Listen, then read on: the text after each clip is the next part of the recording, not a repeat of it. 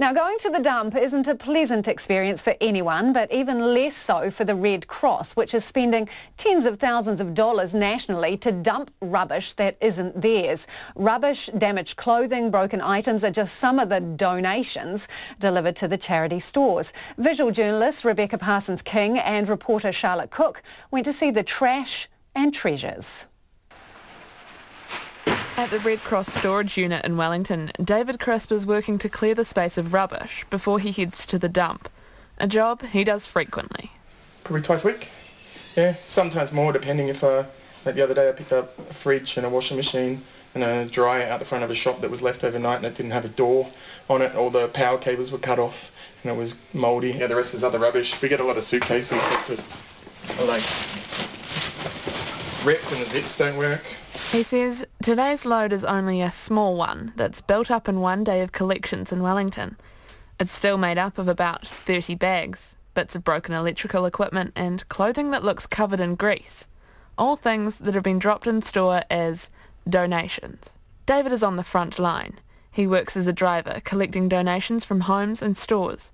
He has the difficult job of telling people he can't take their broken, gross and very well-loved belongings because no one will want to buy them. A lot of people are good, but then there are people who think we're rubbish too.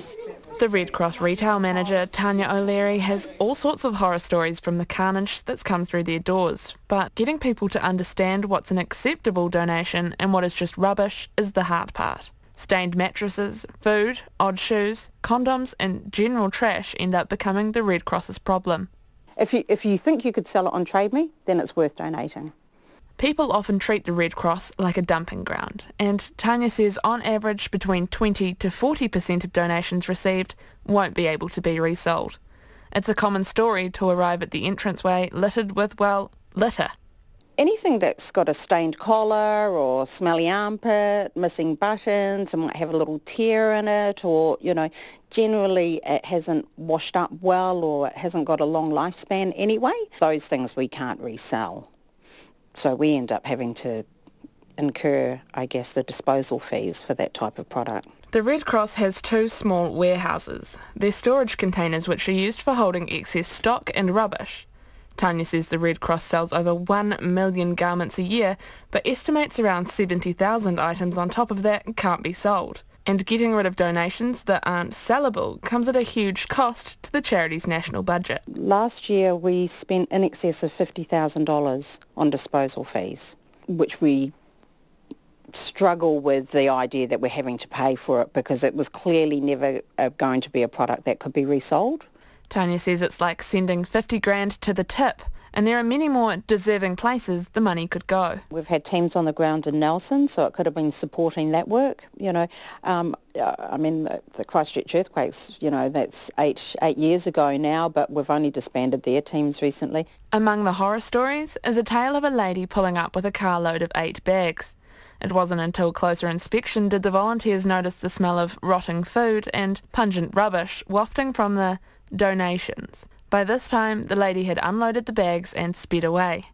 Not one thing was saleable. Miraculously, they found a $20 note that was in a pocket or something somewhere, so at least she felt like we weren't, she could put that towards the cost of the trip to the dump. Tanya says her volunteers and staff like Teresa work tirelessly to sort through donations and filter out people's rubbish.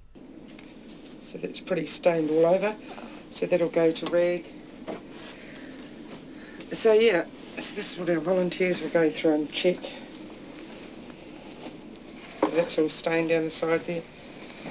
We get hiking boots that are still caked in mud, or we might have some heels or stilettos where this is all very worn and the soles are, completely down. So these are look like they're ready to go out, actually. So getting a donation like that where things are worn down, they're not going to get a second life, are they? No, not at all. Not all trash is another man's treasure. We had a situation the year before last where basically a whole lot of stock had been donated. I'm calling it stock, but amongst it were bags of food and rubbish and kitchen things, and the shop was actually closed over a period of time, and there was a heat wave and all sorts of things. So can you imagine food and heat outside a store, over a period. Yeah, so it was really nasty, and unfortunately it was our staff that had to go and try and clean it up. The Red Cross are always grateful for donations, which are always in need, but they want people to think about where their donations go and how that affects the wider operation in New Zealand. Be mindful of what you're putting in the bags to come to the charities. Just be deliberate in it, and, no food waste would be great, But we like stuff that, beautiful things that come from your home that, aren't chipped or cracked or anything. But I think the key thing is just to remember someone else, we need things that someone else will buy. Tanya is concerned by the rising textile pollution in New Zealand and says the Red Cross does everything they can to minimise what goes to the landfill by implementing free bins of things that can't be sold. I mean, look, we recognise that there will always be an element of waste involved just by the nature of the business, but the scale that it's at the moment is, it's growing. We're trying to do good work for New Zealand Red Cross, and in order to do that we need good quality donations. For Checkpoint, Charlotte Cook.